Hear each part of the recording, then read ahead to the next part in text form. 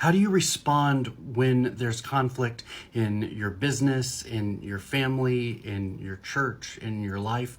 How do you respond to that conflict? Do you go in and try and win? Do you pull back and avoid that?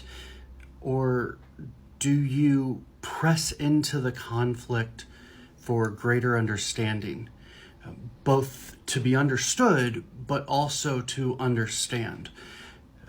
One of the things that I find so frustrating about our culture of communication is we're often trying to be like these news reporters, correspondents, politicians, where we're trying to one-up one another. We're trying to analyze what they're saying so that we can have some gotcha moment. And that may be good for winning people over to our side from an audience, but it's not good for building community. It's not good for building understanding. It's not even good for developing our own beliefs and our ability to clearly communicate what we believe. There was a French style of debate that required the person, before they could respond and make their points, they had to repeat in their own words what the first person had said to the first person's satisfaction. So not just I can give a summary of it, but truly they had to digest it and put it out there in a way where it could be verified that they were understanding the communication correctly. And I think this is something that you and I can learn when we disagree with someone, when there is conflict in our business, when there's conflict with a customer or with a subcontractor or anyone in our business, in our life, our spouses. This is really important, that if we begin to ask questions and we begin to, rather than saying, you said this, and going on the attack, saying, let me make sure that I heard you correctly. Are you saying this?